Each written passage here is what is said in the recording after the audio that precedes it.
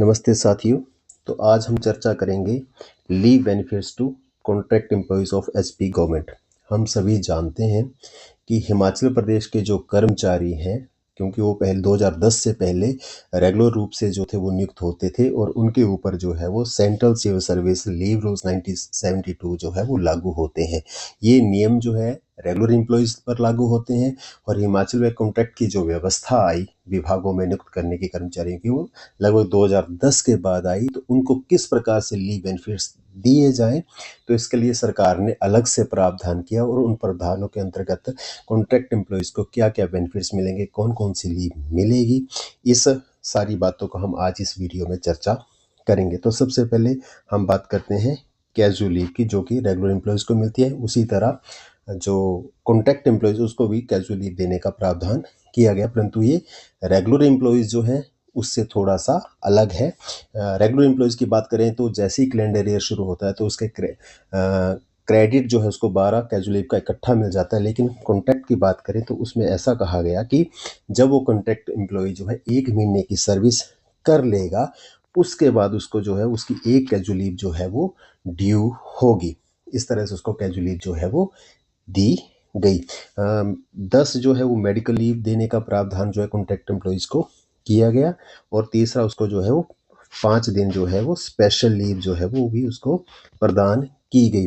साथ ही उनकी जो अनुबंध की जो शर्तें, कॉन्ट्रैक्ट की जो शर्तें, उसमें ऐसा कहा गया है कि ये जो लीव होंगी ये जो है इनको केवल कैलेंडर ईयर के अनुसार ही मिलेगी। कैलेंडर ईयर तक उनको जो है वो संचित कर पाएंगे। जैसे ही नया वर्ष शुरू होगा, कैलेंडर ईयर शुरू होगा, तो पिछले वर्ष जो लीव अगर कोई किसी की बची होगी तो उसको वो समाप्त हो जाएंगी और नए कैलेंडर ईयर से जो है वो नई कैजुअल लीव जो है या मेडिकल लीव या स्पेशल लीव जो है वो आरंभ होगी, यानी कि उनको नेक्स्ट ईयर के लिए कैरी फॉरवर्ड नहीं कर सकते। अब हम बात करते हैं चौथा बेनिफिट जो उनको लीव का मिलेगा, वो है मैटरनिटी लीव का। जो महिला कॉन्ट्रैक्ट एम्प्लॉयज़ हैं उनको ये बेनिफिट मिलेगा। कितना मिलेगा? तो 180 दिन का जो है वो बेनिफिट मिलेगा, जैसा कि रेगुलर फीमेल एम्प्लॉयज़ को मिलता है।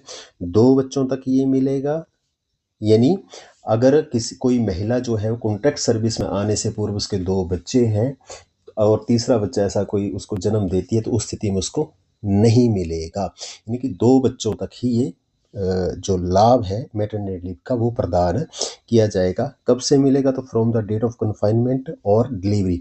जब वो प्रस्तुति की स्थिति में आती है तो उस दिनांक से, उस अवधि से, या from the date of delivery से वो इस अवकाश को अवेल कर सकती है।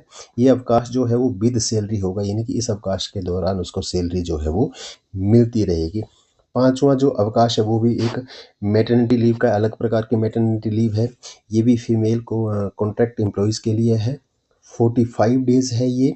तो किन स्थितियों में मिलेगा? तो इसमें कि कोई महिला उसके साथ अगर मिसकैरेज या कोई एबॉर्शन की जो है वो दुर्घटना हो जाती है, अनहोनी हो जाती है, तो उस स्थिति में उस महिला को जो है वो ये लीव जो है वो मिलेगी।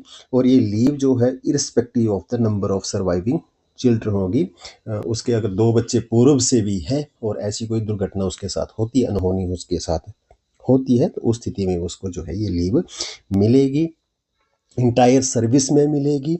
और साथ ही साथ जो है इसमें ये लीव जब वो अवेल करेगी तो उसके लिए उसको जो है वो किसी ऑथराइज्ड गवर्नमेंट मेडिकल ऑफिसर से जो है वो मेडिकल सर्टिफिकेट जो है वो प्रदान करना पड़ेगा अपने कंट्रोलिंग को। और साथ ही साथ ये लीव जो है वो विद सैलरी होगी, अवैतनिक नहीं होगी। चाइल्ड एडॉप्शन लीव भी एक कॉन्ट्रैक्ट एम्प्लॉयज़ को प्रदान की है। ये भी महिला कर्मियों के लिए ही है जो कॉन्ट्रैक्ट पर कार्यरत हैं।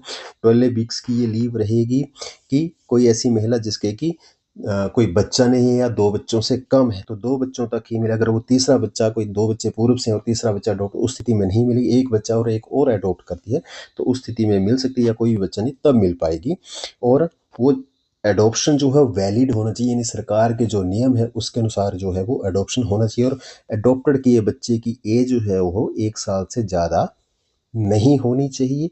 और ये लीव कब से आरंभ होगी? तो जैसे ही ये एडॉप्शन होती है, वैलिड एडॉप्शन, उसके तुरंत बाद से ये जो लीव है वो प्रारंभ हो जाएगी। ये लीव भी जो है वो विद सैलरी होगी।